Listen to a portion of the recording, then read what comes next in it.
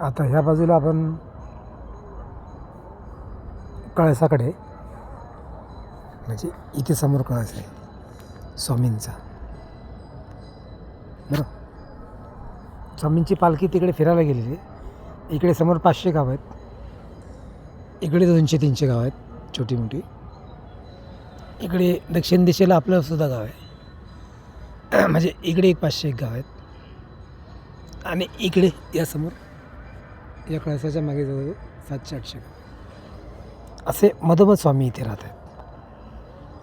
तर ते सप्तशृंग गडावर एक राजा होता, त्या राजाची सीमा या गावात आहे. चंद्रोदय उशिरा आला आहे आज फार. आत्ताच चंद्र उगवलेला आहे, लाल भडक चंद्र आहे बघा. तुम्हाला जवळून दाखवतो चंद्र. हे बघा, चंद्र असा आहे, लाल भडक येतो आज जास्त. आताच उगवला तो 11 वाजता, 11:21, 11:22 असं त्याला उगवायला झालं.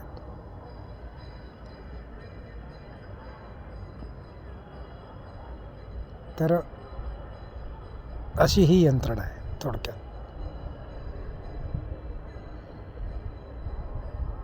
बरं, आणि आज हा व्हिडिओ इतक्या रात्री बनवायचं कारण एवढंच आहे रंभ,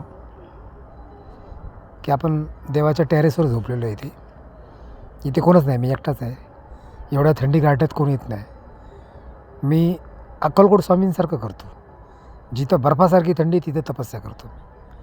म्हणजे शिष्यांना असं वाटलं नाही पाहिजे ना आपल्या, की हे महाराज भोंदू आहेत, नकली आहेत, थापाडे आहेत, खोटं बोलतात, असं कोणाला वाटलं नाही पाहिजे. त्यासाठी असली साधूचं जीवन जगत आहे आपण. जसं काय अक्कलकोट स्वामी, शेगावचे बाबा, शिर्डीचे बाबा, असे आपल्याकडे करोडो साधू आपल्या भारतात होऊन गेलेत. कारण की भारत हा परमेश्वराचा देश आहे. तर हे जग आपलं आध्यात्मिक जरी असलं तरी फिजिक्स सायन्समुळे विश्वाचा नाश होत चालला आहे. ते काय युद्धामध्ये काय काय तयार करतात ते लोक, अण्वस्त्र तयार करतात, दारुगोळे, बॉम्ब, मिसाईल तयार करतात. काय उपयोग या गोष्टींचा? मी तर सांगेल माकडांनो, या सर्व गोष्टी सोडून द्या. गाढवांनो, युद्ध करून कुणाचं भलं झालं आहे? म्हणजे आगडोंबासारखं वागायचं, मसाल्यासारखं वागायचे, आगडोंब करून द्यायचा, झगडे करायचे, मारामाऱ्या, एकमेकाचा खून पाडायचा, चोऱ्या करायच्या, गुंडागर्दी करायची, याचा काय उपयोग आहे? हे स्वामींच्या हिशोबात कुठेच बसत नाही रंभ. म्हणजे या घोर काळ्या अंधेऱ्या रात्री तुम्हाला हे विचार मी का पाठवतो? कारण की ज्ञानेश्वर महाराज आणि प्रत्यक्ष दगडूशेठ हलवायांचा आज आपल्याला काल 1-2 दिवसात साक्षात्कार झाला या ठिकाणी. आणि अशा अजरामर विद्या आपल्याला प्राप्त झाल्यात. तर त्याच्यातून कसं आहे, आपण भारताचं तर भलं स्वतः परमेश्वर इथे उभं राहून करत आहे, स्वतः माऊली इथे उभे राहिले त्या कळसाच्या इथे. तुम्ही बघून घ्या तो कळस. हे बघा, हा इथे कळस आहे बघा स्वामींचा. आणि या कळसाच्या इकडे बघा, इथे स्वतः माऊली येते ती. म्हणजे चक्रधर स्वामी स्वतः येते ती.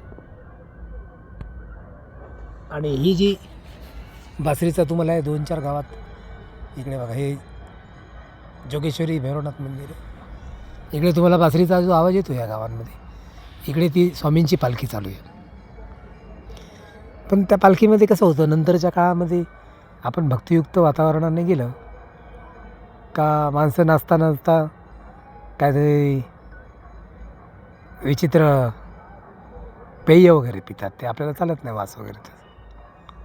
आणि आपला हा जैन धर्मासारखाच हा महानुभाव पंथ आहे, त्यामुळे याच्यामध्ये शिस्तही फार कडक आहे. बरं, तर व्हिडिओ मी जास्त लांब नाही करत, काय 5 मिनटाचाच रोखतो. तर मी तुम्हाला आज ह्या अशा चांदणेयुक्त रात्रीमध्ये हा संदेश देतो तुम्हाला रामभाऊ, की परमेश्वरी शक्ती ह्या अगाध आणि अजरामर आहेत. त्या ज्या माणसाला प्राप्त करायच्या आहेत त्याने अतिशय सत्य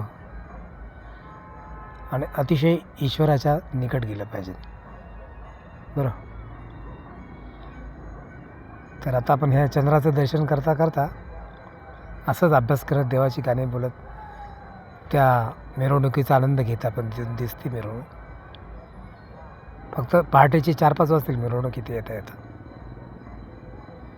चला, चक्रधर स्वामींच्या विशेषला कोटी कोटी दंडवत.